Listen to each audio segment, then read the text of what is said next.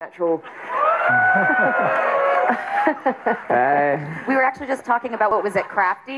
Yeah. She was like, we're out of mac and cheese. And I was like, no. I mean, let's talk about the performance capture techniques that you're using this time around. Yeah, so we have facial capture this time around. It's a more advanced version of what we had even on Uncharted 4, more complicated rigs for faces.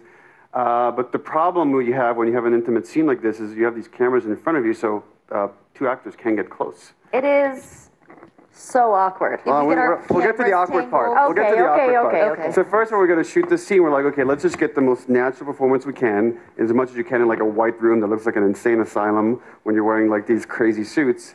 So we took the cameras off and we said, let's just get the best reference footage we can for our animators. We were lucky that we have like amazing, super talented animators at Naughty Dog. So we shot it that way. They kissed. We did a few takes. And, you know, that's a little awkward. And then we're like, okay, but our animators like something to start with. Can we get some performance on the face? So let's put the cameras back on. And then they have to, like, get really close and then turn to the side and pretend to kiss each other. You know, they're just kissing the air. And they love that part. It's our favorite part. We try to, like, put our cheeks so they touch, so it felt like kind of like intimacy. We were just like... And I'm like, don't look. Do not look. Yeah, so a little awkward.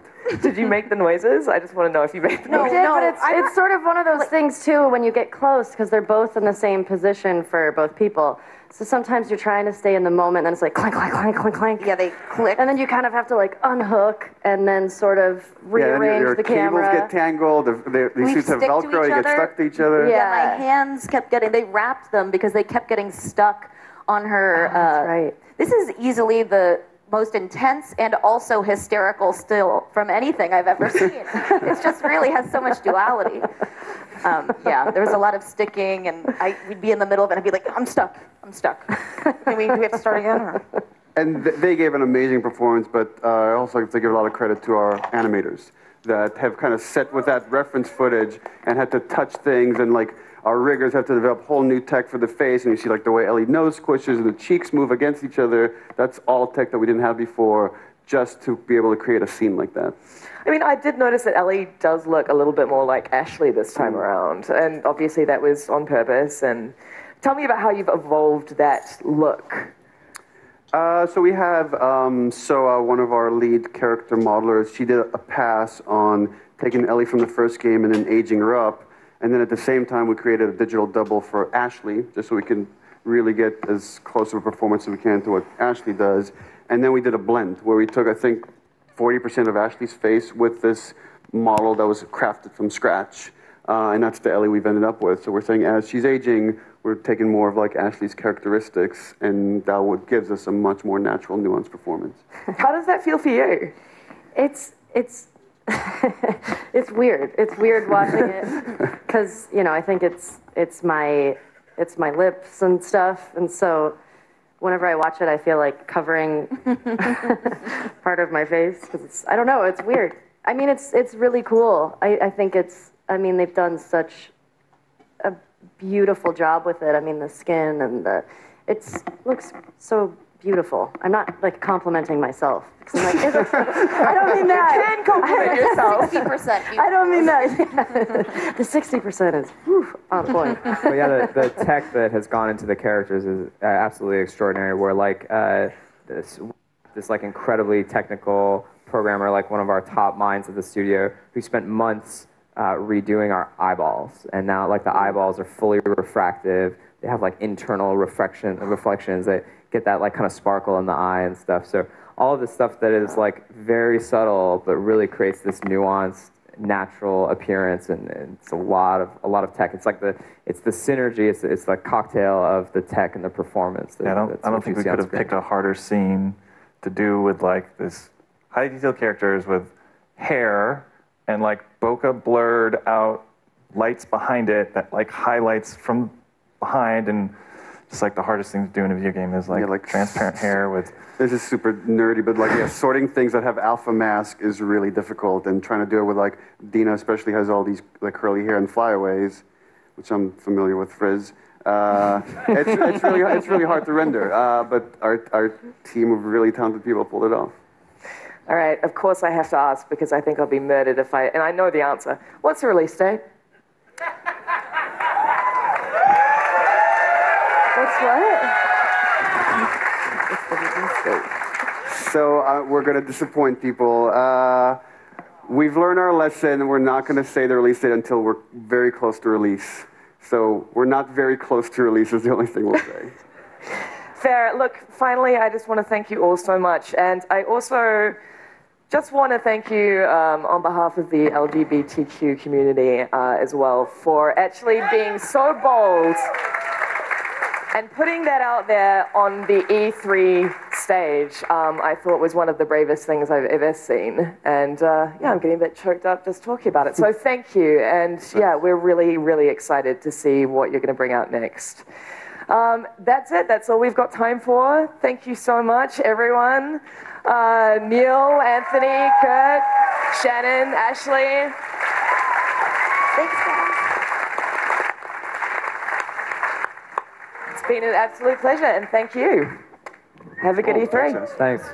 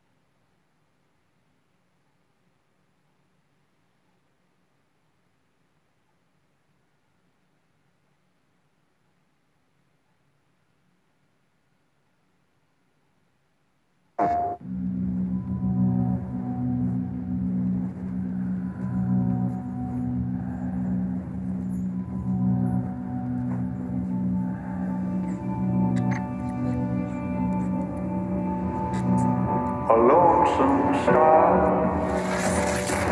in a bitter sky. I hear the hungry ghosts calling out in the night. Just a couple victims of this brutal reprise. Am I strong enough to let things just die?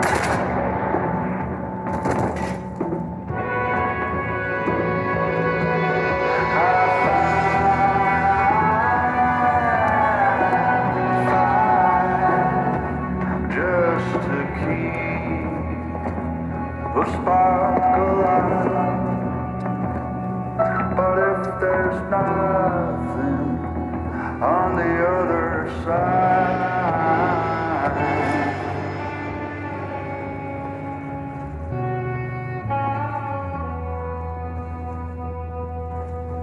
why can't I leave well enough alone and go to the light?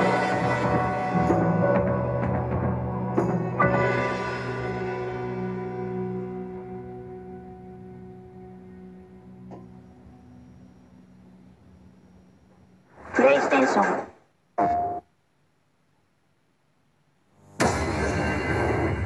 It's too late to keep quiet.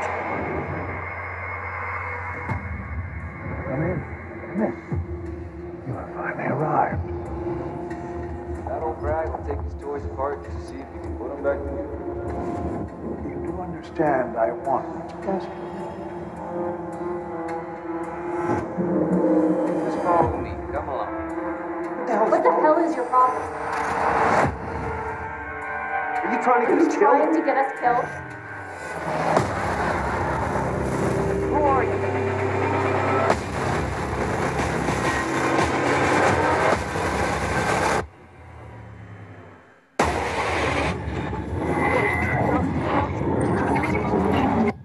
You do understand I want what's best for you. Good. You should know that we have made remarkable progress today.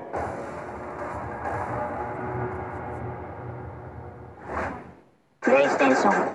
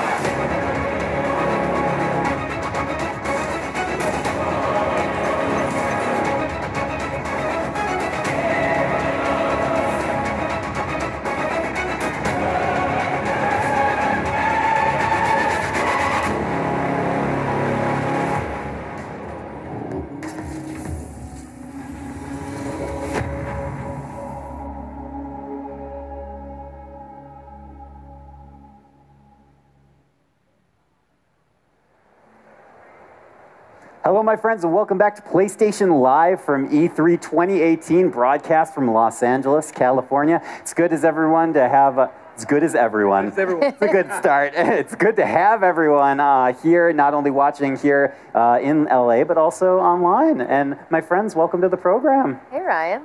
Ramon Russell, Meredith Molinari, Sid Schumann. Always a pleasure, Ryan. Friendly faces. Stuff. That's right. A lot of great stuff in store today. Yeah. Why don't you give us a little preview? Oh my gosh.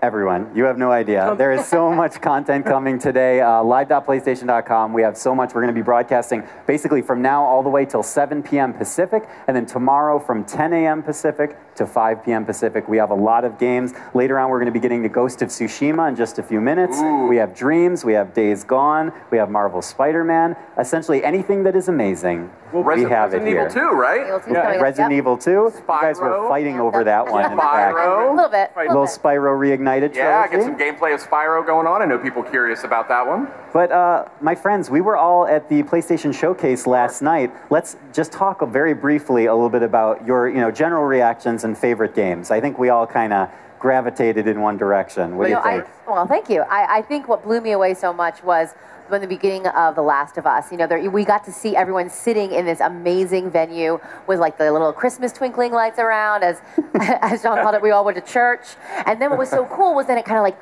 faded out, and it almost was like brought you right into the game because we got to see all the lights within there. And then, man, that trailer was just taking from a very sweet moment to a very intense moment. Yeah, to not ruin it for anyone else. First gameplay footage that we saw, The Last of Us Part 2. Really impressive. I mean, we've seen some peeks at the game, kind of the world that Naughty Dog is building, but we have not seen what it's like to play, and we can see that Ellie is a little more nimble than our old friend Joel. Yeah. It seems like to me, so. Nimble is a good word. Yeah. Yes, So many people were asking to play as her, and now we actually get to do that. That's what I think is so exciting. Very capable too. Oh yeah, terrifying.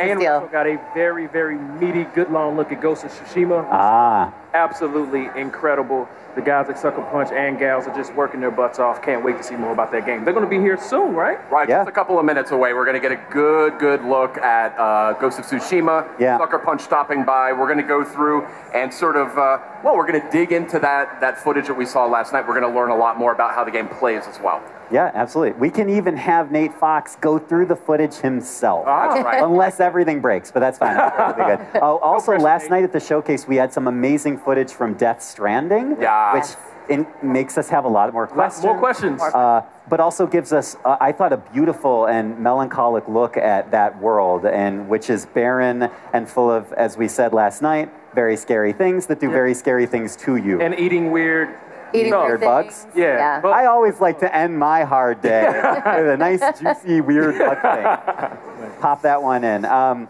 yeah, and then of course I do want to plug again, tomorrow we have a lot more content coming on the program. We're going to be starting at 10 a.m. with over an hour of PlayStation VR content, including Firewall, let's see, Evasion, and Creed.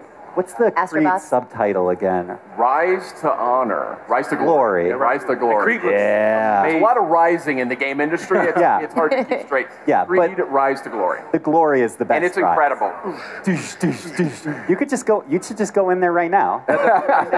See what was playing before we came over here. But yeah, during the course of our programming this year, we have more than 30 games that we're going to be seeing. We're going to be talking to a lot of world-class developers. We're going to be seeing your beautiful faces during the program. Okay. So it's really good. Are you guys in particular excited about seeing anything later today or tomorrow? D, all of the above. Okay, D, all of the above. I mean, you we always already- use that. Always- You have to always me. choose one eventually. We Meredith, already are you- covered Resident Evil, but I Yeah. also really want to take a look at Assassin's Creed Odyssey. Odyssey, Yeah, yes. because I have to say, I'm such a huge Assassin's Creed fan. I think I burned myself out a little bit, and I took a little break away from it, and now I'm really excited to get back into it. I think there's all these new paths that you can choose as far as like the narratives and a couple new little twists they're going to throw at us. So I'm excited to find out more. All right. They're Sid? going like full-blown RPG. There's like romance, Oh, yeah. dialogue options. So and ancient Greece is a fascinating civilization that I can't wait to kind of explore. So looking forward to Assassin's Creed Odyssey, most certainly. Also Excellent. looking forward to getting to see more of Days Gone. Yes, that's coming up soon, and yeah, we have so much more, and we're really glad everybody at home and here at stage can join us for this programming, PlayStation Live from E3. In just a couple minutes, we're going to be going actually into Ghost of Tsushima and talking to Nate Fox. So we're excited to have you guys along for the ride, but until then, just wait a few more minutes and stay with us. We'll be right back.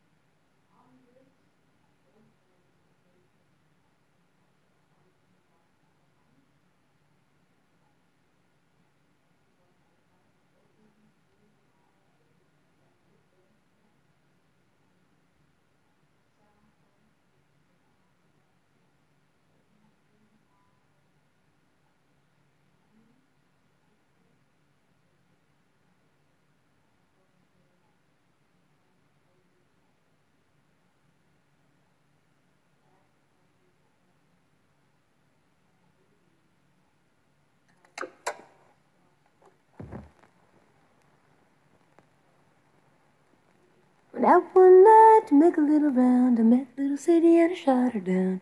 Went back home, jumped into bed. 44 pistol under my head.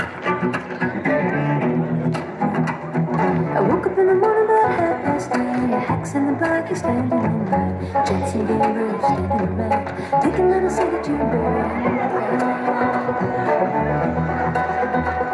I began to think what I do no time. I grabbed my head and I ran. Just a little too slow. They overtook me and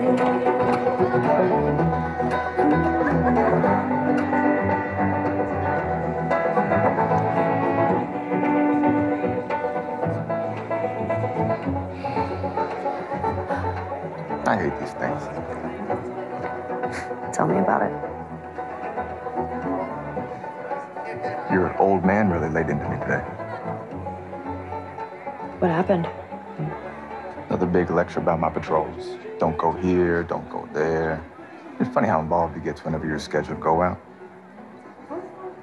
Yeah. She's putting on quite the show.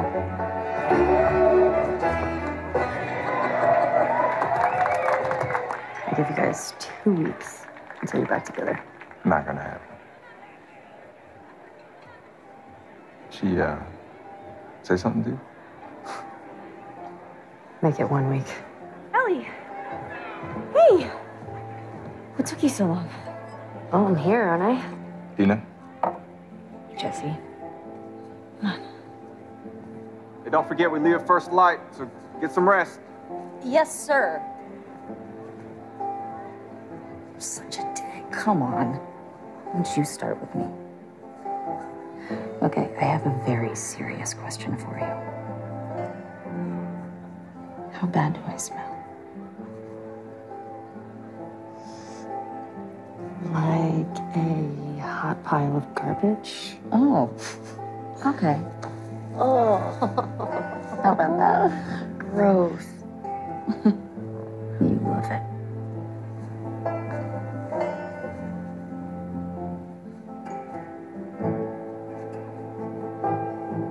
Every guy in this room is staring at you right now. Maybe they're staring at you. Or not. Maybe they're jealous of you. I'm just a girl, not a threat.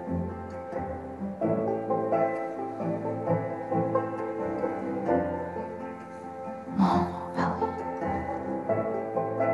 I think they should be terrified of you.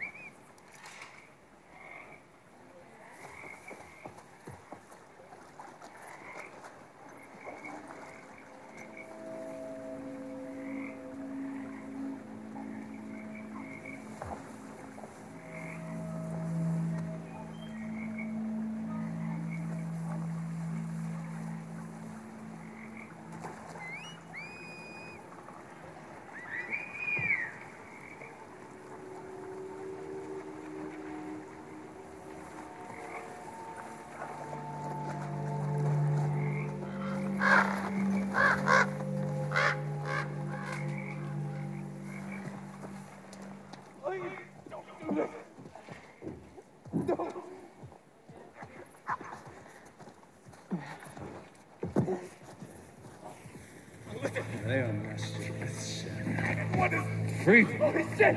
Oh, no! No,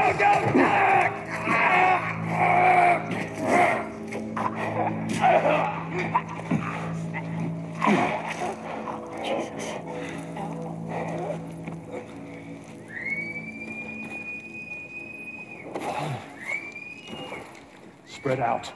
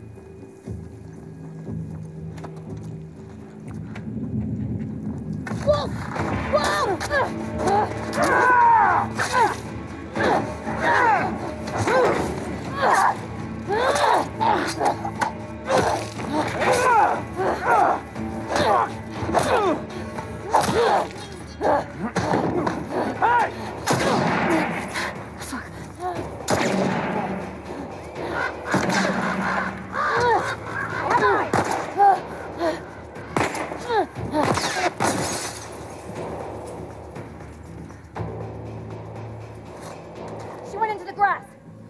Watch yourself.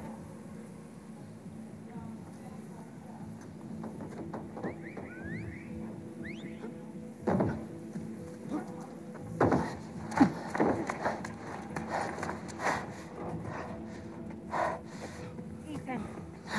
What? Wolf. She came through here. Double back. Go.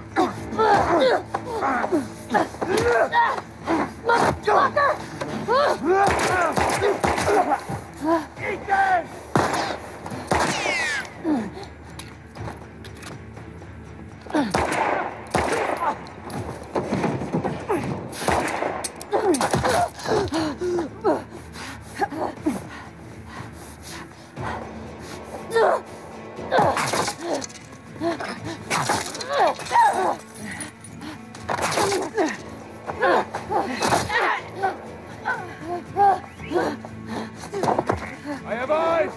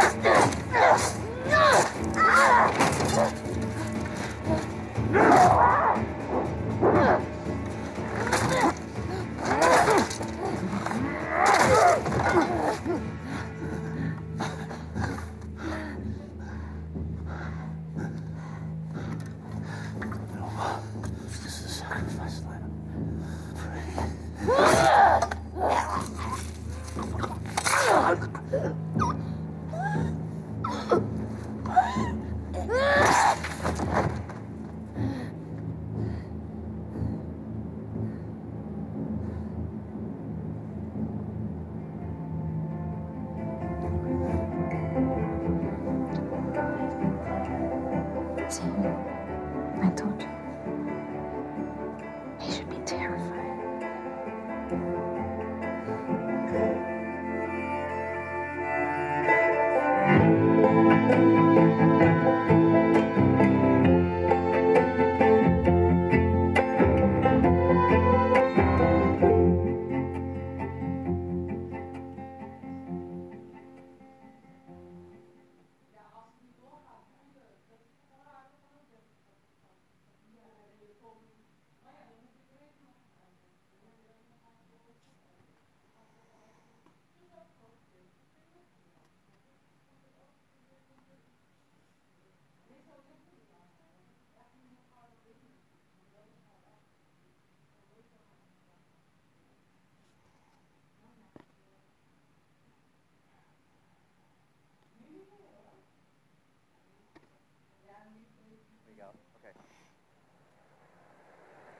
Hello, my friends, and welcome back to PlayStation Live from E3. I have the great pleasure of being joined by Nate Fox from Sucker Punch. Sir, hello. Hello. It's good to see you, and it is also good to have Rob Pearson. Sir, hello. Thanks for having me. Hello. No, it's my pleasure. Thank you, everyone, for watching at home and also watching here on stage. We're here to talk about Ghost of Tsushima, which we had the pleasure of talking about yesterday in a much more rushed situation in which we had less time. So now I'm glad to have you back on the program so we can actually kind of go through the trailer a little bit, hear your thoughts on the game. For those that don't know, Ghost of Tsushima is your upcoming game, set in Japan in, let's see, hold on, I have it right here, 1274 on the island of Tsushima. You are correct. What brought your studio to that time and to that location? Well, we really wanted to have a character fantasy that you kind of instantly knew and wanted to engage in. So Samurai, it's an excellent, I don't know, just like player identity. Right. And then you set that inside of a conflict as compelling as the Mongol invasion of 1274, and you've got a great recipe for an excellent open world action-adventure game. Yeah, absolutely. I'd say that's an excellent recipe. Yeah, oh yeah. Perhaps even perfectly seasoned for us. But why don't we actually have the, I'm going to start this footage, and we have your, yes, there we go.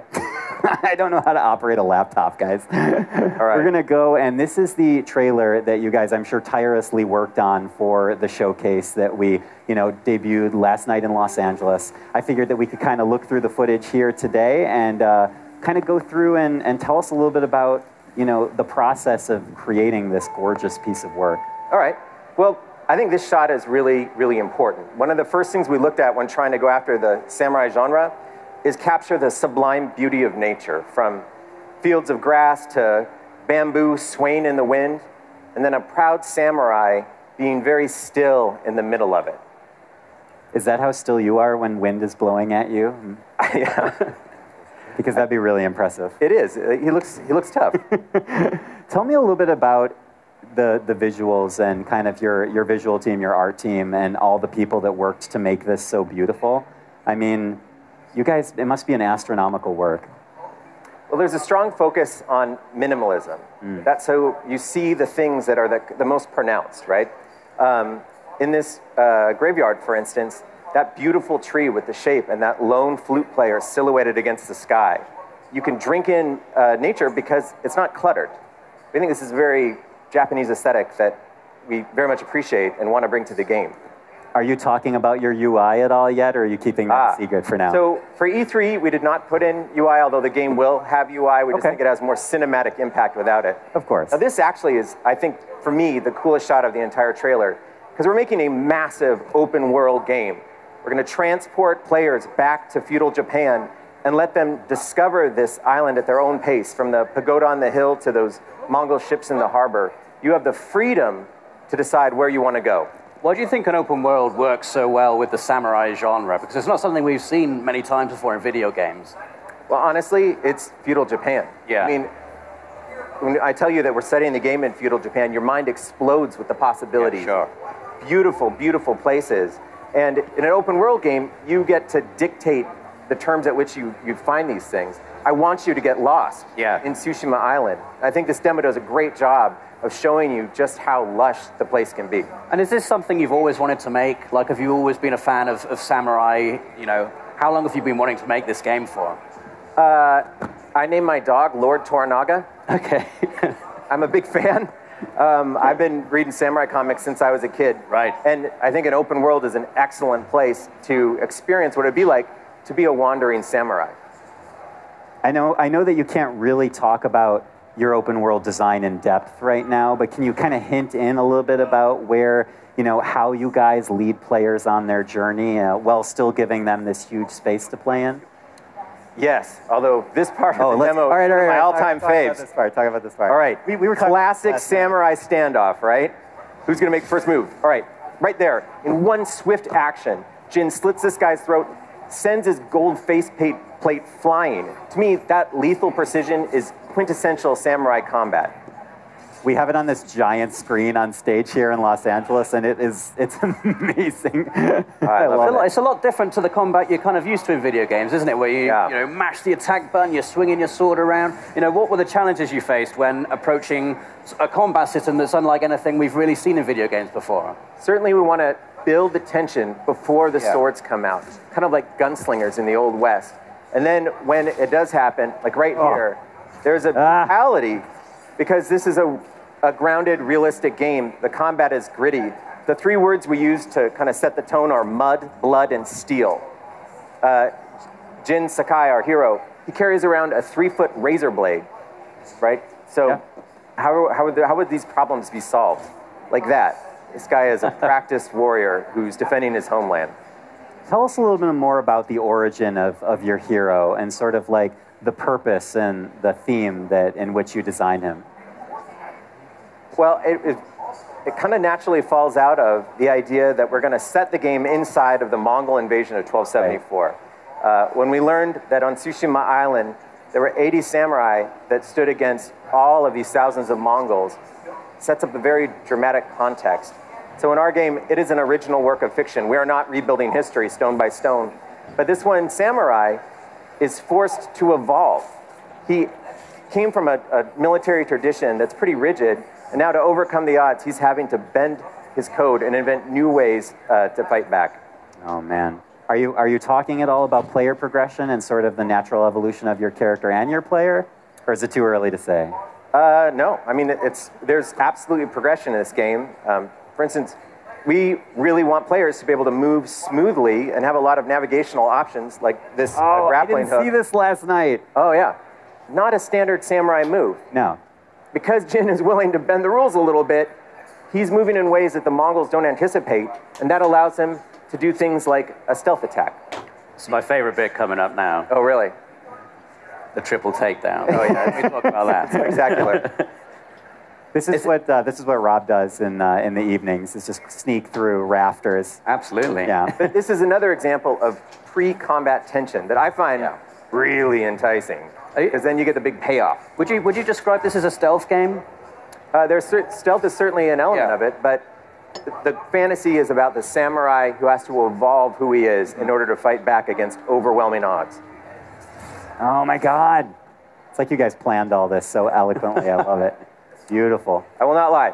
Stabbing a dude through a shoji screen was an early idea about just who exactly Jin Sakai would be as he kind of learns to fight back against and would have to be in this situation. Oh, right? Yeah, to survive and to defend the land as well. I mean, this bit was really interesting here when we get the difference of opinion between these two characters who up until this point have been friends. How does that work in the story? Is this something you can decide, or is this like a pre-scripted story moment here? So this game is an anthology of stories, and I doubt you're going to find them all. There is challenge. a story of Jin's evolution as a samurai. And this is actually a side mission we decided to show at E3 to illustrate the tone of the game. This is not a simple war story. It's about real people inside of the brutality of the Mongol invasion doing whatever they can to survive. And good people in hard times make bad decisions, right? That's Jin's reality. And these are the sorts of stories that you'll encounter in the game. Yeah, beautiful. Rob, any final questions or thoughts for Nick? I mean, I just love this bit here, the juxtaposition of really tense samurai action, and you've got this incredible, beautiful natural scene playing on behind it. It evokes all the feelings of those old classic samurai movies. Did you look at those for inspiration when you're designing scenes like this? Oh my gosh, yeah. I mean, the sublime beauty of nature. Yeah. We were trying to the best of our ability to combine this gritty, tense sword combat with just the beauty of a sunset through the leaves of a tree. Yeah. Putting them together, to us, feels like the right thing to do to bring the world alive. Now, oh wait, I'm going to show you something. Can you rewind it? I'm going to show you my favorite thing that no one will see unless I tell them. We're cheating a little bit. Yeah, okay, go to the start of the duel. All right, I'm going to pause it. No one will ever Get rid of that mouse. this. Get rid of that mouse. Okay, I'm going to pause it. If you look between Jin and Masako, there are some lights on the hill. Those are the Mongol reinforcements riding down to them that the Mongol called. Whoa, with the horn. Yeah, so this is not a loaded duel arena. This is the open world. Everything you see in the background, you can get to, and those are Mongols coming to you. So if you managed to take that guy out with the horn before he blew it, would they not be there? Yeah. Yeah, there they come. I mean, I say probably. I did not even see that. In this particular demo, no, actually no. They would come because we want this. They want them to come. This is the whole point of the story. Before I let you go, Nate, I have one final question, and it's something that Jason and I were speaking about briefly last night after you guys came on the show, and that is, how do you sort of find a line between creating the ultra-realistic, visually acute, graphics that we're seeing here with a dreamy, surreal quality that they have with the kind of enhanced color palette and the enhanced lighting? I mean, where do you dial the barometer in the studio on that? It's a lot of give and take, trying to find the thing that makes it feel the most alive. But in this case, it's just going after a feeling of nature well stated. I don't know if you've ever gone hiking and just looked at the trees and you feel like suddenly you can see color you don't normally see because you're in a much more focused environment. That's certainly the case here. Nate, it is such a pleasure to have you on again. I hope this was a more relaxed experience than great. yesterday. I'm happy to talk through it and show those Mongols on the hill that I'm sure no one would ever see, but I'm very proud are in the game. I love it, and I am very proud that we were able to have you on the show today. Do you like that transition? That was well A+. done. Well done. Rob, thank you so much for joining me. Oh, thank you for having me. And Nate, thank you again. Ghost of Tsushima is looking absolutely amazing, and we have a lot more amazing content coming on PlayStation Live from E3. Stay with us.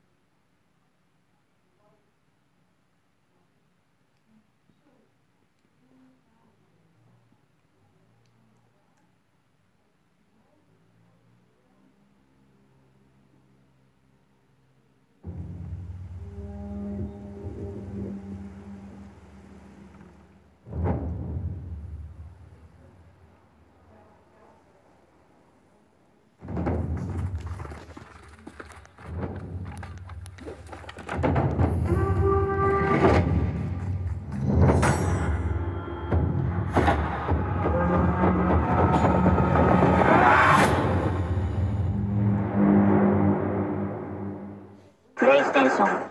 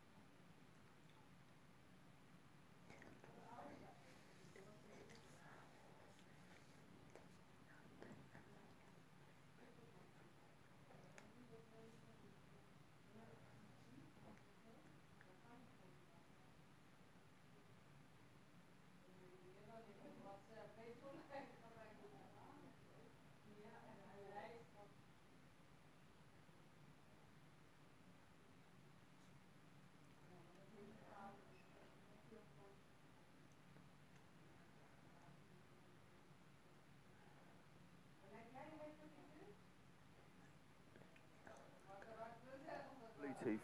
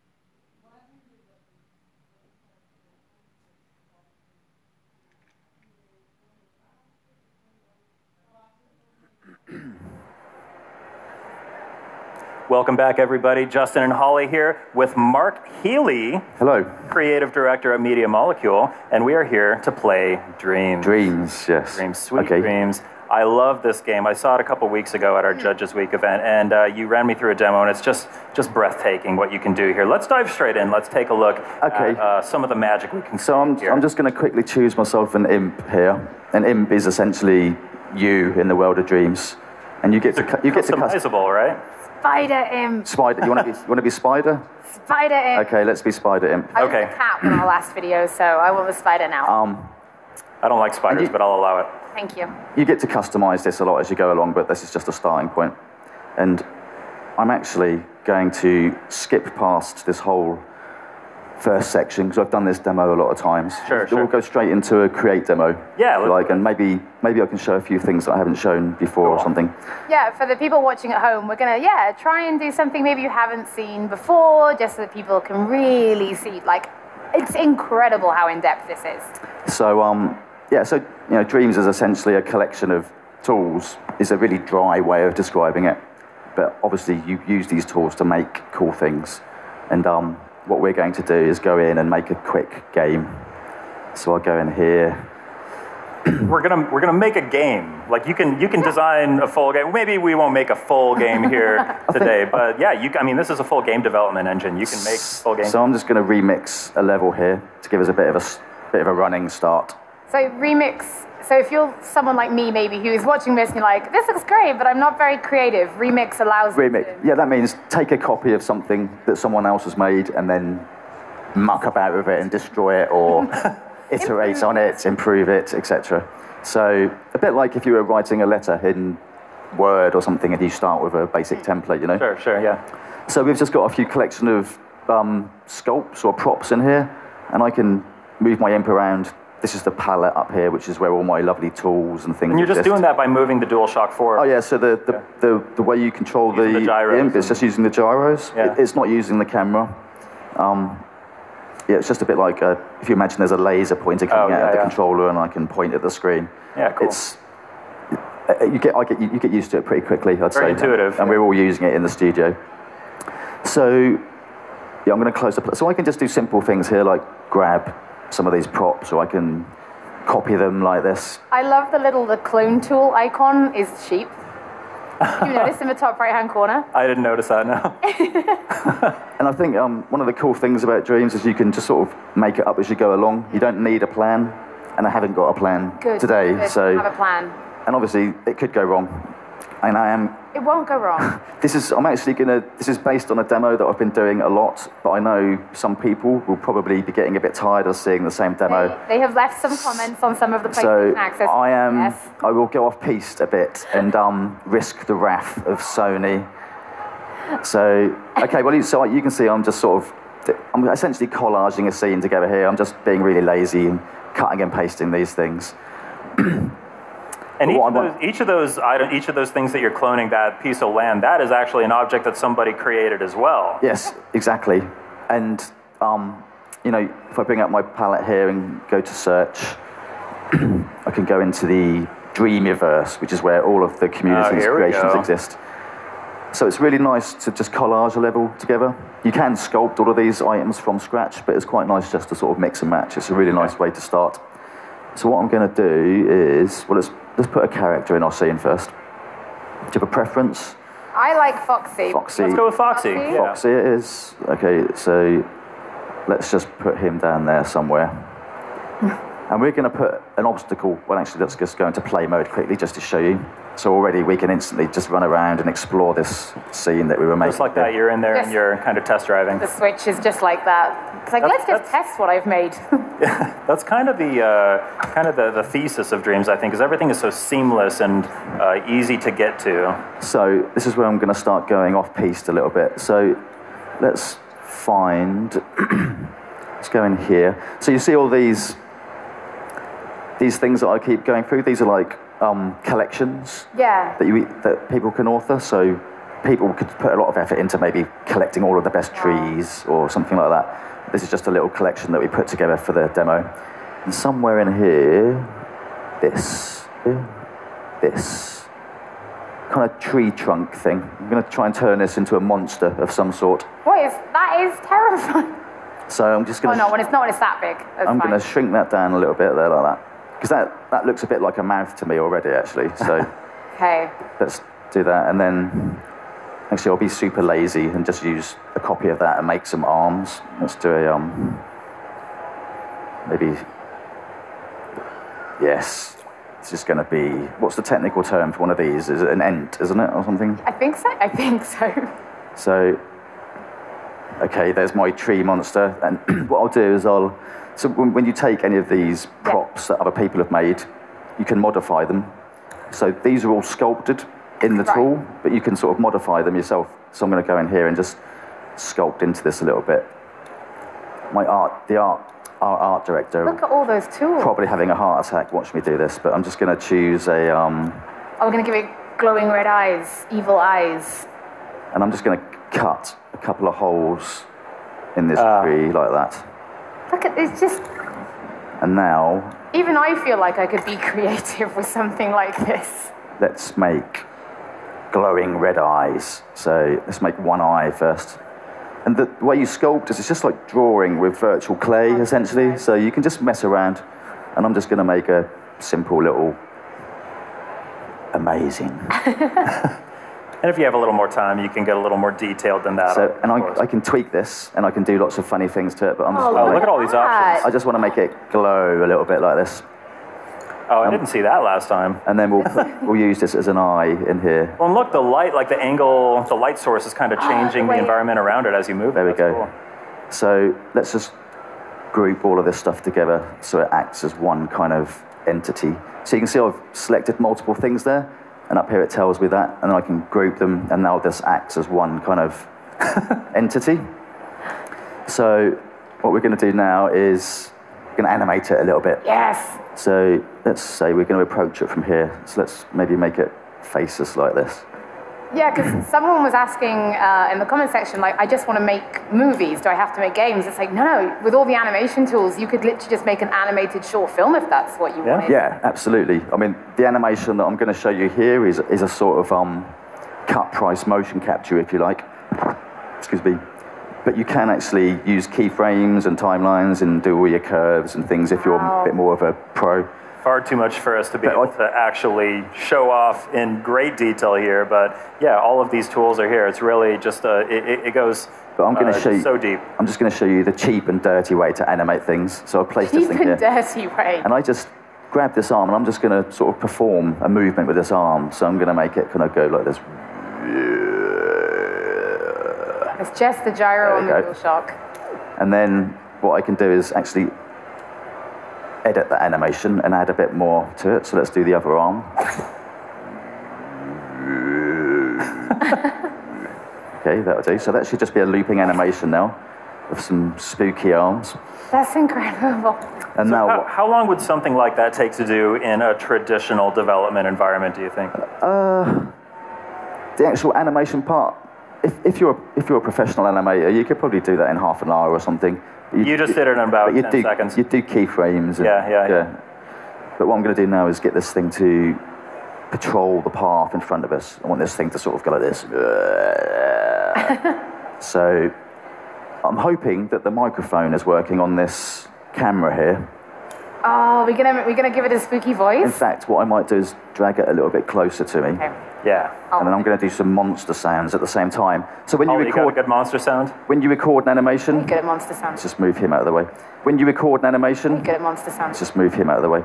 When you record an animation, you can also turn on the microphone and just kind of record your voice at the same time. So let's go for this. To put that up there and just kind of get him going.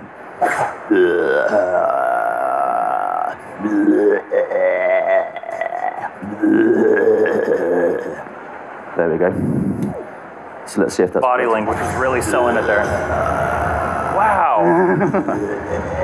I love the smattering of applause from the audience. That definitely deserves a round of applause. That's fantastic. Thank you, everybody. So let's go a little step further. Let's make it actually dangerous. Let's make it take health off the character. Because I don't think we've ever shown anything like that. So that's really easy. If I go into my components here, this is all the various sort of gadgets and components and things that you can use to make logic and rules. Wow. So if I go into, I think it's in there, health modifier. Here we go. So all I need to do is attach this to this object, like that. And now anything that bumps into this thing is going to get its health modified. So if I just open this up, currently it's going to take away 100% of your health, which is a bit mean. So let's make that a bit less, maybe about a third or something. So in theory, fingers crossed. There you go. Did you see him go red there when he was? Oh, is our little buddy getting like bandages on his face and stuff? I didn't catch that. It looked like his character model was getting modified when he was getting hit a little bit there. Yeah, so that character's already got some logic built into it, whoever made that character, so that it knows that when its health gets sucked down, he puts a... he goes sort of stressed or whatever. Okay, so what should we do now? Let's give ourselves a quick goal up here. Similar to what I've done in the past here. I'll do this very quickly. Let's just make it like a little destination plateau over here.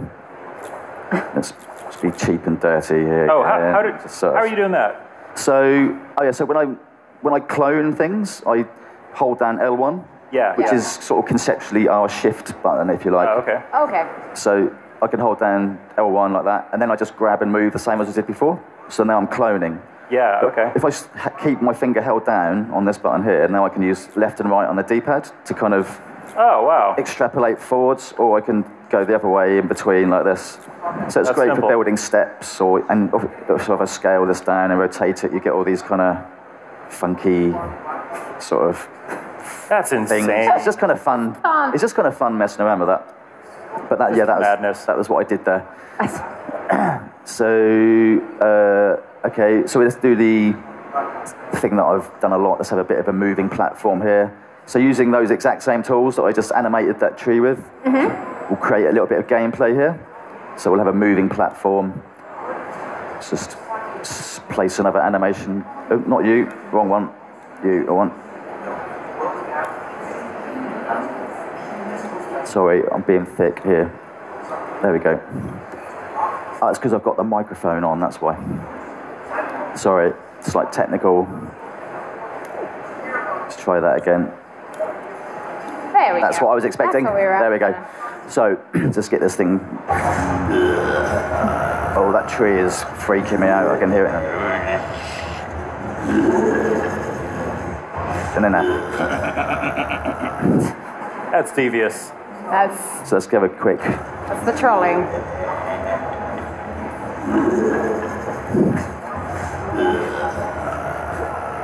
Yeah, that's looking good. Okay, so a quick. How are we doing for time? Yeah, we've still got plenty of time. We got a little time left, yeah. So let's put a prize up here. Oh, I like prizes. Let's put a prize. We want there to be a point to this game, don't we? So if I go into gameplay gear. Oh, yeah, let's make a prize. The prizes are good, right? We need to have a reason for completing this perilous level that you've created for us. So I'm going to place this prize bubble up here. And a prize bubble is something that you can put presents into. So when people come and play your level, if they beat your level, they win something. And then the things that you can put in here are the kinds of things that you would normally share. So let's say you've made Holly's dragon or something. You can just choose to share that with the community and they'll find it by searching. Or you can hide it and then make it so that it's only possible to find your dragon if you collect this bubble. So you've got this like super awesome item that like proves that you completed that like super hard level that someone made. Exactly. So you can have like precious items, you know. I'm just going to put this simple door in there for now just to illustrate it, but that's that, as simple as that. So music. Let's make some music. Yeah. That's what's lacking in here at the moment. This was one of my favourite bits from our demo, was the music. Okay, so... It's incredible. Obviously, I could just search for a piece of music that somebody else has made. That's really easy. So you can instantly give your level a bit of atmosphere. So I can just filter this down to the various things here and just go into one of these collections, for example. Here we go. I love the interface for searching for all that stuff. So that's it. I've just stamped a piece of music in there, and is there music there? I can't hear very well, but yes, there is. Yeah. So that's obviously that anyone can do that. That's really easy. But we're going to make a piece of music together, aren't we? That's what we want to do. So with the music, if someone maybe created their own piece of music, how could they put that in? That's what it looks like. If you've made a piece of music outside of the game. Yeah. Maybe someone's in a band and they... So you can import sounds. You've got, you saw me importing via that. This is probably not the best quality microphone. I'm sure it is very good, you know, but it's professional sound. Yeah. Quite the recording studio, isn't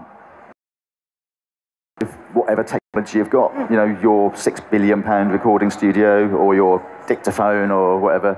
And then you can import those via a second screen app.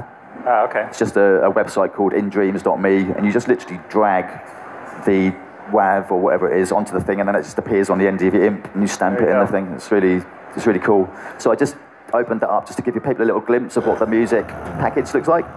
So this is a full-on sequencer, and it's got more features than I could possibly ever describe. But what we want to make a piece of music, don't we? So this is nuts, and it's all in this same area. That we're not like backing out to the main menu and going into music mode or anything like that. It's all here. Yeah, exactly, and that's actually really one of the crucial things about Dreams that makes it really special. I think the fact that they're all in the same place means you get to sort of make them interact with each other in unusual ways. It's really easy to make something synchronized to the music, for example. And it sort of just encourages a lot of kind of cross creativity, if that's a word. I don't know. So we're going to go into sound mode there, and then we will just get an instrument. Because I mean, there are plenty of instruments already built in, so you don't, there's no pressure to be having to making your own sounds and importing them. They've given you everything you're going to need. Yeah, there's hundreds of sounds in there that we've been sampling instruments, and you can actually manipulate the sounds so much to make them sound like anything else anyway. So really, you don't ever need to import a sound, but maybe if you want to put in some like vocals, if you're going to sing on a song or something, maybe we could add some vocals to this song actually. That'd be quite scary. So I've just placed myself an empty little timeline there, and I'm going to just like I was doing with the level, you can kind of collage a piece of music together. So I'm just going to start with a bit of a bass track here. So something like, no, we don't want that. We want this. That's quite cool. Nice. Oh, I'm liking that one. Let's go for that. Yeah, let's do so that. I just stamped that on there. Let's give ourselves a bit more room, and let's make that loop like this. So we've got the start of a track there.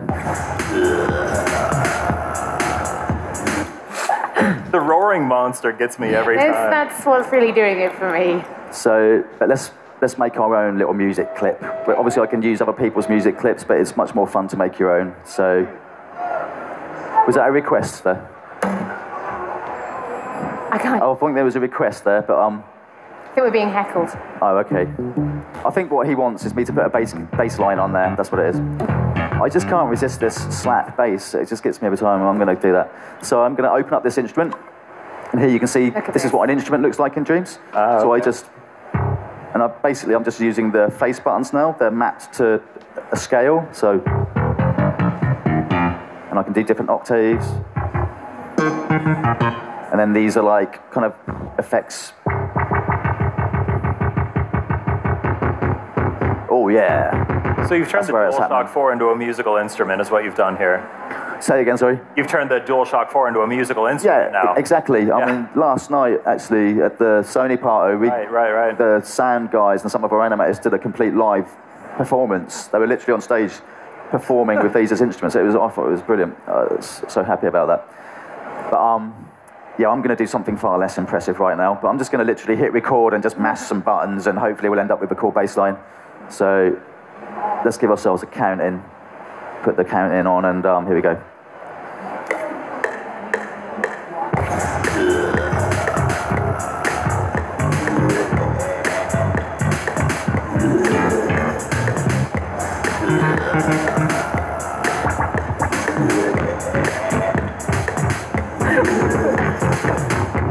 I'm feeling it. I recorded something there. And then, it's quite cool watching this play back, actually, if I do this. Look at that. So these are all the little notes that I just recorded. And you know, you can view it in a more traditional view like this if you want to. Maybe, holy moly. Maybe that note there was what spoilt it all. Everything else is perfect.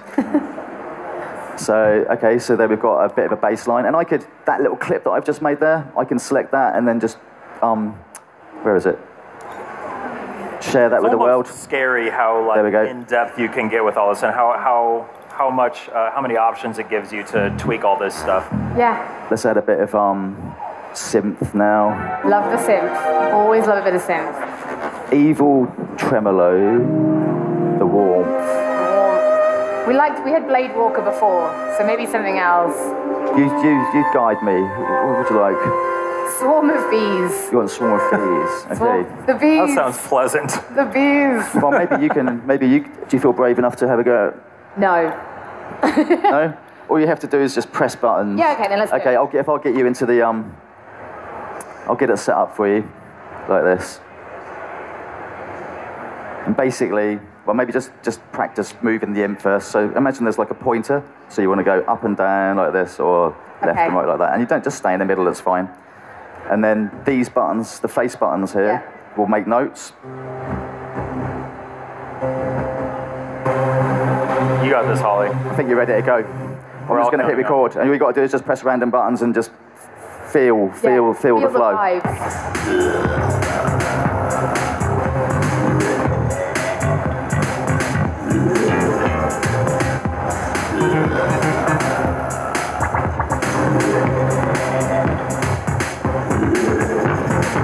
Okay, and then just hit stop recording there.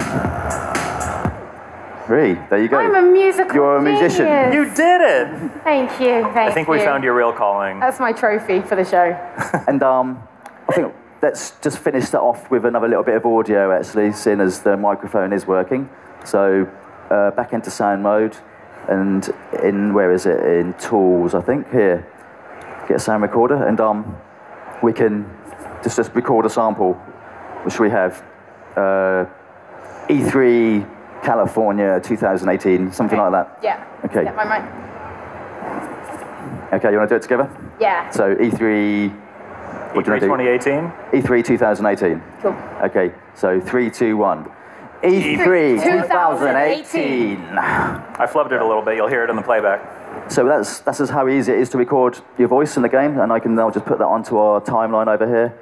Let's maybe make it kick in after a bar, and let's just tweak the sound a little bit first, though. Look at all those different like options for like. That's how in depth you can get. Because Yeah. a couple of people were like, Oh, yeah. showing us how easy it is, but like how crazy in depth. Look, even like the Oh yeah, maybe panning. if I skip through these, maybe someone can pause and work out what all the controls are. Oh, the Dreams community of There you go. completely right now getting this. There's a whole world of madness in there to explore. I'm just going to make it. Oh, that is quite loud already. We don't need it loud. Let's make it a bit higher pitched. And maybe a little bit of delay. I love it. There we go. So let's listen to our track now.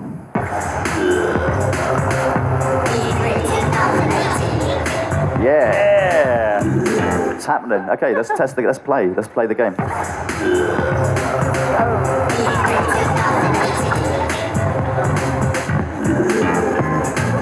Oh, that bass sounds good. You played yourself. Caught out by my own skullduggery. Okay, need to wait. Wait for it. There you go. Damn it. What you guys can't see is the Media Molecule development team is sat in the front row, loving the fact that he has not made the jump twice. You've made it. You got the prize. So, yeah, how are we doing for time now? No, I think we're. I think we're just about wrapping up. Okay. Is there anything else that you wanted to show us? I mean, it'd been great. About a minute. I think tomorrow maybe you've got a chance to, because it'd be great to show you some of the sort of creations that other people have been making with this. So yeah, that's right. Tomorrow, come back. We'll be showing off some of the Dreams surfing stuff that you can do, because yeah, Dreams is a fully featured game creation engine, but that doesn't mean that you have to come in here and create. You can come in here and you can play stuff that other people created as well. Oh, that's really crucial. I mean, you don't have to be a YouTuber to enjoy YouTube, do you? Most people like to just go there and consume and be entertained, and that's first and foremost with Dreams. You can come into Dreams, go to Dream Surfing, and then just hit auto surf and be fed this continuous stream of the PlayStation community's imagination, which I'm sure is all over. Some of the art style as well, because a couple of people have been like, oh, it always has to look like this. It's like, no, it doesn't. Oh, it's very versatile. Wait till you see Dream Surfing, the text adventure. Yeah. Played multiplayer together. You made some singing celery. Yes. It's insane how much you can do here.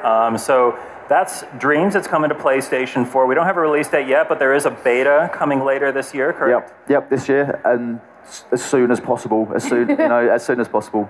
Well, stay tuned to PlayStation's channels. Stay tuned to Media Molecule's channels. I'm sure we'll have more info when that comes along. Thank you, Mark. Thank you, Holly. Thank you. Pleasure. Thank you very much. And that's going to do it for Dreams. Stay tuned. We have a lot more coming up on PlayStation Live from E3.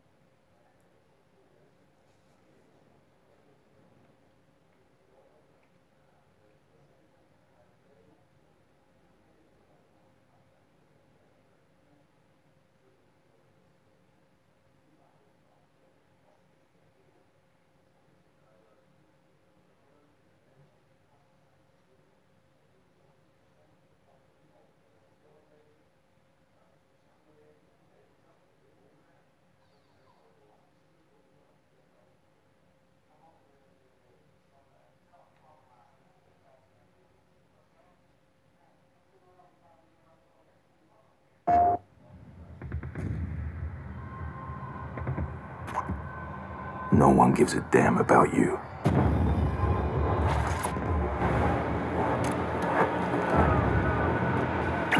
You're a number, an asset. someone else's game.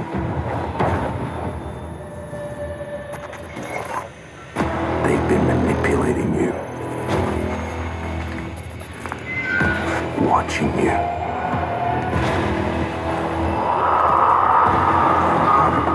Exploiting you. And when they get what they want, they'll leave you for dead. So here's the deal. Alone, you can put up a fight. But together, you can start a war.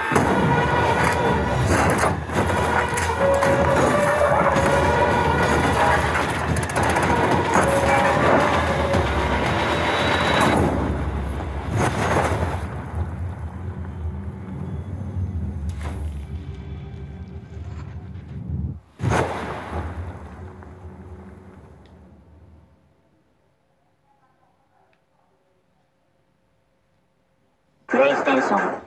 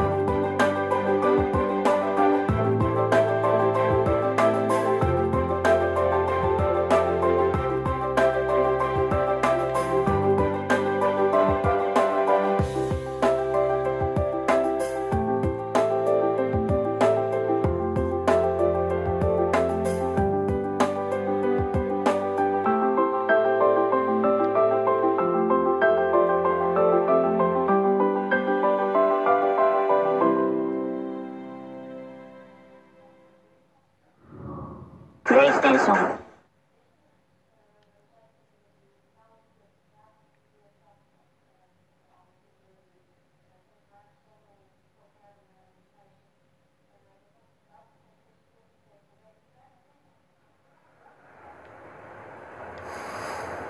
And we are back, PlayStation Live from E3. I'm joined, Holly joined us. Hello. Welcome back. We just saw you. And we're joined by Peter from Toys for Bob. What are we talking about? We're talking about Spyro Reignited Trilogy. I'm so excited. You got to play it last night. Yeah, we got to play it last night. I ate all of your Spyro-themed sweets. Thank you for there's like purple and orange sweets everywhere. It's great. Yeah. And there's actually quite a lot to talk about. Like, it's not just Spyro. You guys have worked hard. Yeah, with the 3 games, it's sort of huge. And this is the 20th anniversary from when he first came out. That reminds me how old I am. Very old. I know, me too. Yeah. It makes me feel very PlayStation 1 game. Yeah, it's totally worth it though. Like, this was the perfect time to bring him back. And we got 3 games, right? Yeah. So the first 3 games that were made, and today we have Toasty and Treetops, and those are also going to be here at the convention for people to play. That's amazing. Yeah. You want me to load it up? Yeah, let's drop right in. Yeah. Because it is. If you are a Spyro fan, you played it as a kid growing up, you're about to hit between the eyes with nostalgia. It is exactly what it feels like. That is totally what we wanted. Honestly, playing it yesterday and eating all the sweets, I was like, I'm a kid again. Like shoveling M&Ms in and playing Spyro. That's exactly what I want to hear. Right, so talk about the visuals. Yeah, spent a lot of time making this game look really good for PlayStation 4. Sure. So we were trying to really make sure we respected the sense of wonder that you get when you were first playing the game. These were open worlds, and there were just huge vistas that you were exploring. And so when we were starting this, we used this Toasty level as one of our benchmark levels so that we could see how we could take the art and where we could push it so that it still feels alive. So you'll see things here like the grass will move with you, and as you play in it, you could still singe it, which is super fun. But then we also added details like putting ivy on the masonry and then pennants and stuff like that. So there are a lot of opportunities where we could add life around throughout the world. Yeah, I mean, I call it retro tinted spectacles. When you remember a game, but then when you go back and play it, you're like, oh, Ooh, it didn't look that actually, good. that was because the old Spyro games were they were big, Right. like the first like 3D open world. But if you go back, it's kind of empty. It's kind of empty. So you have some really crazy tech to make these games. Can you talk about that? Yeah, totally. So we did not have source code to build it from, and our engineers spent some time building a thing that they called Spyroscope. Essentially, Spyro under a microscope. But what that really means is, how do we make sure these jumps here are the right height?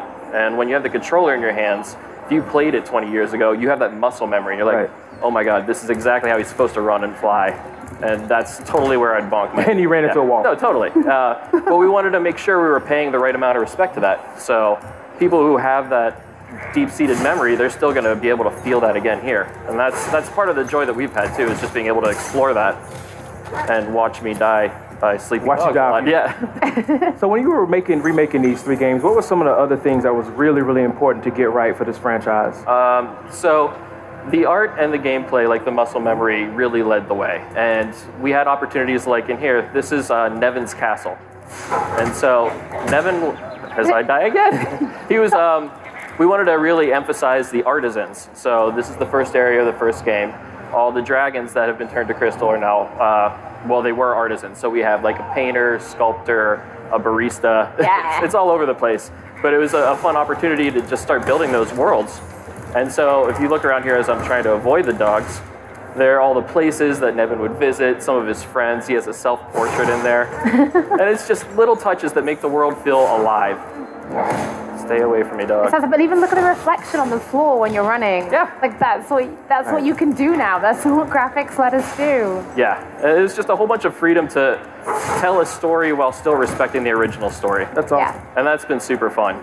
It's even been to the point where we have a number of people at the studio. Oh, of course. A number of the people at the studio are like super fans. So we were able to engage them about, hey, is this sleeping dog big enough? Is this shepherd really menacing enough with how he's animating? Like, what kind of things do we need to do to make this feel the way that you felt when you were a kid playing it? And we wanted to make sure that we're respecting not just the original rules of the game, but the way the feelings came about with people. Yeah. Also, the sound design was very important. Can you talk about sound a little bit? Yeah. Voice actors? It's sort of hard to hear in here, but we did some elements all over the place in the sound. We tried to make it so that it's more dynamic. When you're inside of an interior, the sound will dim a little bit and sort of give you an ambience and a sense of place. Versus if you go to fight a boss, you're going to have extra layers of audio coming in with additional instrumentation and more percussion. Even with that, we added percussion to the steps as you're running around, so that you have more of a sense of what it's like being a dragon. I mean, there's going to be a whole generation of people who will only know Spyro from the Toys to Life Spyro, and like they won't. This will be their first time. Yeah, this will be their first time playing all these games. This is like, we like to think of this as a totally separate beast from Skylanders, which is cool. Because like this was the foundation that gave us inspiration to Skylanders in the first place. But we want to make sure that this is done justice the right way. The fans have really been outpouring their support with how much they like the original character and want to make sure that we're doing him right. And so that's totally on the forefront of everyone at Toys for Bob's mind. Now, since we're going to go see one of the dragons, I'm gonna head it's a good time to mention the voice actors. Yeah, totally.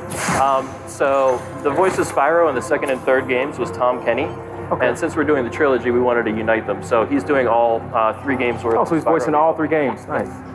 But while we're here, let's see a dragon. Kevin! Hey, there we go. Didn't look that good 20 years ago. Has put one of his most devious henchmen in charge of the artisan world. Bring him on. I think I smell a barbecue. Be careful, Spyro. Toasty has many tricks up his sleeve. Oh, that part gets me. I love it because we're able to keep the same audio, like the spirit of the original audio, but then through a lot of the models, you're getting a lot more gesticulation in the acting there. So even like when Spyro is doing his little wiggle as he's jumping, it's just sort of like, oh, I love that. That's awesome. Yeah. So here is Toasty. I swear I did better yesterday. We were talking about this yesterday. You were like, oh, I don't know. Yeah. So Toasty is actually a disgruntled sheep dressed up as a scarecrow. I'm gonna chase him because he's hilarious when he runs. The noise, the pitter patter of the feet, Yeah, the just pitter brings patter. back that memory to me. Yeah. These are my favorite comments now. Oh my god, why don't they just get someone who can play the game? Yep. You're like, dude, he's It's making gonna be it. great. Like, he's made the game. Like you make the game, you should be an expert at it, right? Yep. That's the lie that we always tell everyone. You should be I'm an passionate expert at about dying. it. That's what's more important. So the Spyro series has a rabid, really active fan base. How has the fan reaction been so far?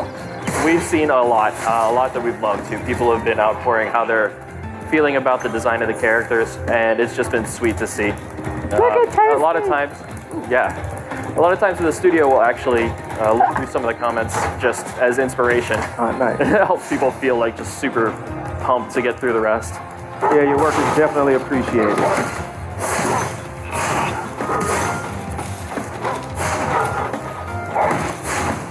Yeah, get rid of the ads, and then we can just There we go. concentrate. Right. Get there eventually. You did it! So yeah, this is just a brief taste of the Spyro Reignited trilogy. So since we have a few minutes, you could show us the time attack. So I was very lucky. I actually got to see Spyro yesterday, as we mentioned.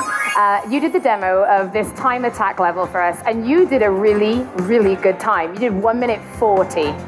No pressure. Which knocked 10 seconds off the best time before you. It was pretty So good. when we were chatting, I was like, I'm going to ask you to come and do this on the stage, and I want to Live. see if you can beat your own time.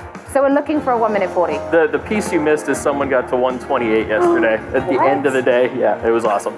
It wasn't. Okay, we're not aiming. I'm not going to make you do a I'm gonna 128. aim for the 140. We'll do 140. Yeah. Yeah, the time attack stuff always makes my palms sweat, so you did very, very well. Rob from PlayStation Access did this, and he got 2 minutes. So. Oh, yeah? Sweet. So on this particular mode, so that you're concentrating, there are certain things we have to destroy, and you have to destroy all of them before the time runs out. If you do it successfully, it adds additional time so that we can keep flying. And that is the challenge. These planes are the bane of my existence in this level. You've got this. Ramon's watching this like, hell no. He's like, hell. Not happening. Looks like you're making good time.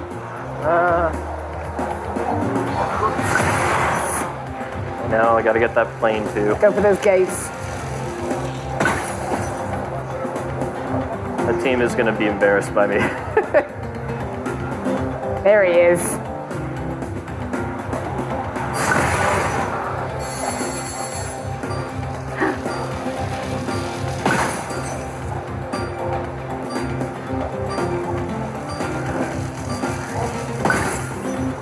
Yes.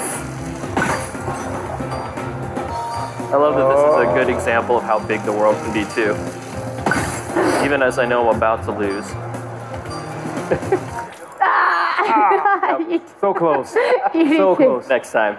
You'll get it next time. Yeah. So is there anything else you'd like to tell the fans out there about Spyro? Yeah, the Spyro Reignited trilogy is coming out September 21st, PlayStation and Xbox, and $39.99 in the States. I don't know the other regions that well. I'm sorry. Well, thank you so much for showing and doing Thank it on you the so game much for the us. time. I really appreciate it. Thank you. Yay, I'm back in my childhood again. Yeah. All right, that's it from us, but we'll be right back with more live from PlayStation at E3. Thank you guys so much.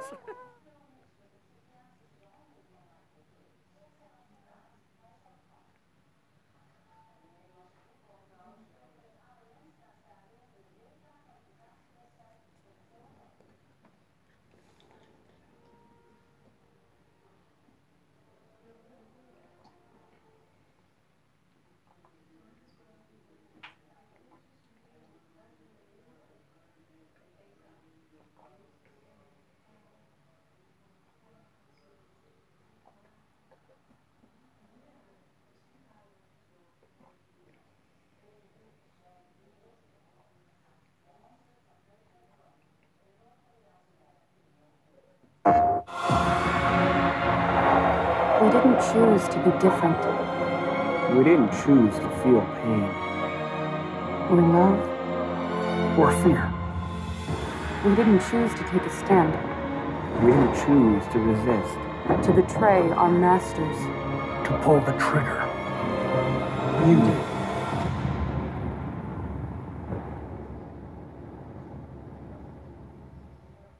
PlayStation.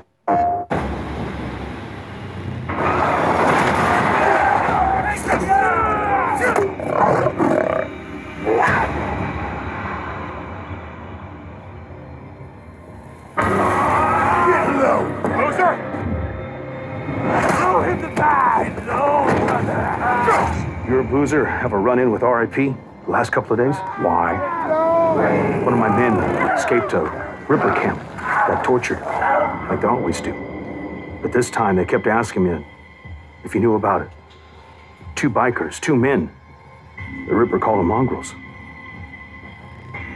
You ask me, you got a price on your head.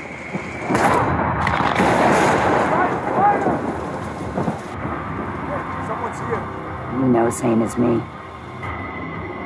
Anything that happens here is far better than what's going on out there.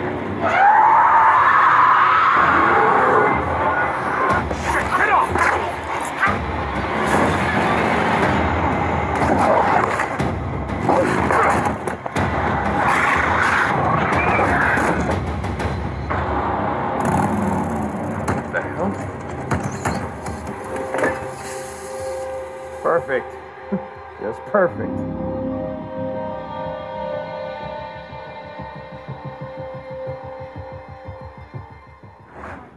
PlayStation.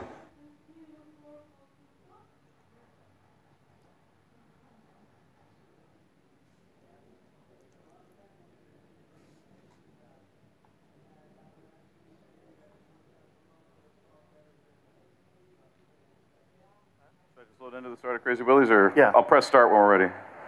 Hello, welcome back to PlayStation Live at E3 2018. I'm Rob Pearson. Joining us on stage, we have John Garvin, Jeff Ross, and Chris Reese from Bend Studio. Thank you so much for joining us, guys. Absolute pleasure to have you with us. Also on the sofa, we've got Ramon Russell, and we have got playable Days Gone. The first thing I want to ask you is the Pacific Northwest. Why did you choose that as a setting?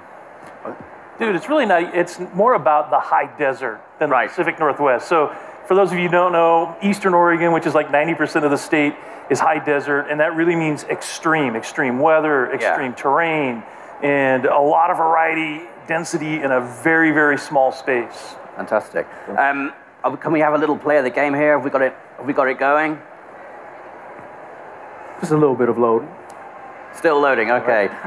So the demo we're going to play for you today is called You Got a Death Wish, and it's one of the things we really want to show off is how it kind of tries to marry a linear narrative experience in a dynamic open world. So it's a combination of the two things.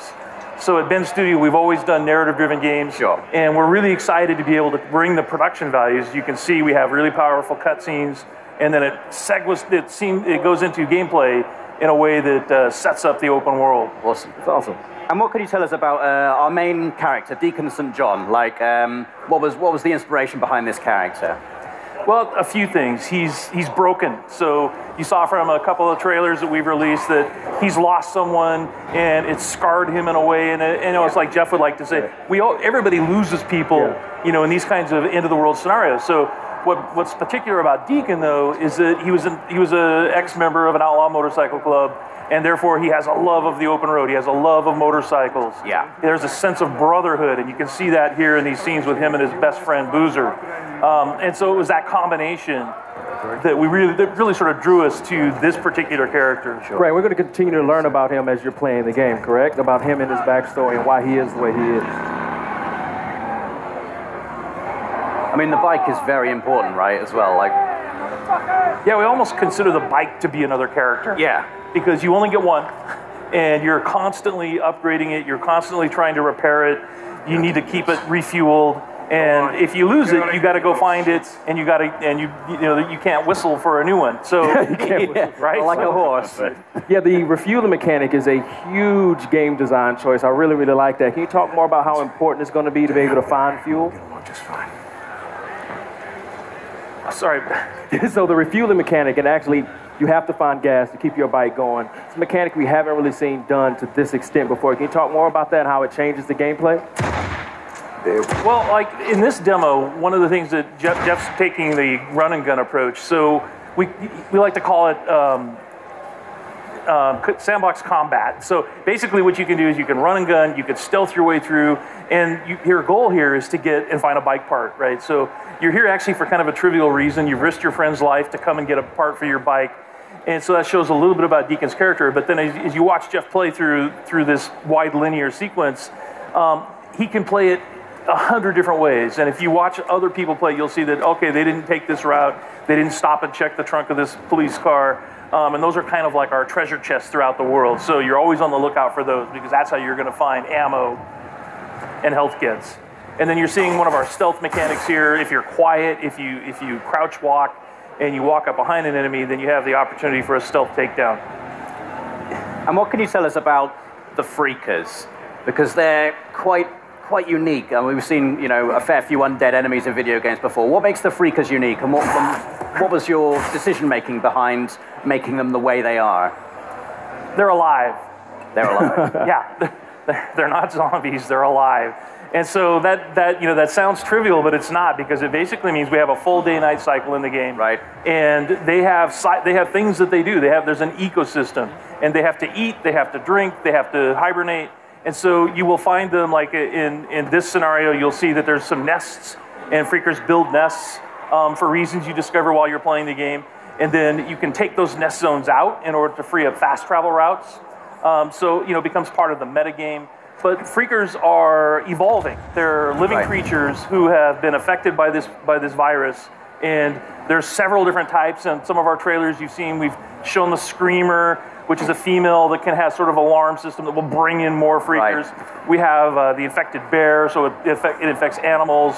In our last trailer, we showed mountain lion and the crows. Right, so you have so it's just it's a wide variety of challenges for the player. And like we said, the world comes for you, and that's part of it. Is that these creatures are always after you, and at night they're stronger. Yeah. If it starts raining, they become stronger. But I've seen in previous trailers Deacon actually utilizing the Freakers as a weapon against his enemy as well. So you can actually use them to your advantage as well as the environment itself. Yeah, absolutely. We call it the Freakosystem. So in this scenario, there's not a lot of chance for that, but if he were fighting Marauders or Rippers, then he could find a nearby swarm. It's an open world, so you can just explore. You can find other tools like a swarm or a Freaker bear, and you could bring them into an enemy camp and watch the sort of mayhem that happens. I guess you've got to be careful though, you don't get kind of sucked into it. I like this gun, you guys. So you have melee combat and you have gun combat. Can you talk about how you designed and balanced for both? It's like so many different scenarios require the player to determine how they want to play it, right? So that's why we have like this full set of stealth mechanics. We have a full set of weapons that you can upgrade, and in order to do that, you have to go to the human encampment. So there's survivor encampments in the world, the only places in the world where it's safe, and you have to do jobs and missions with them in order to earn trust. And then once you earn trust, the merchants there will sell you them. Ah, I like that. And then it's like, and if you want to upgrade your shotgun, or you want to buy a silencer for it, then you have to have enough trust at that encampment in order to do that. Boozer, you there? I found the part. I'm heading out. Got the bike part. Rippers! No, He's not having a good time. This is the inside of the Crazy Willie's truck stop, and that's one of the other things we wanted to point out is that full open world, but there's a lot of exploration in the game. All of the building interiors are accessible. There's no load times to get in and outside of a building or to go between regions. This is in the Belknap Wilderness, and the whole area is just completely explorable. And then these are the Rippers that I mentioned earlier. So these are one of the cults in the game. Tats are dead symbols of a dead man. Dead symbols of the lost. Get off me! Bitches! Biker Man! You must be brought low, Biker Man. For you are lost, and we are found. Oh yeah, that's gonna hurt.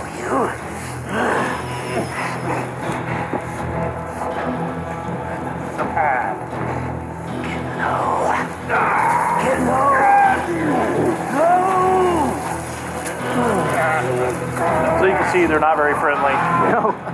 You've talked about having freedom in terms of how you approach missions. So you can approach them stealthily. You can go in all guns blazing if you want to. What kind of freedom do you have in terms of the mission structure, in terms of the story? Do you get to make story choices in the game, or is it like sort of like a linear narrative path you're going to be taking?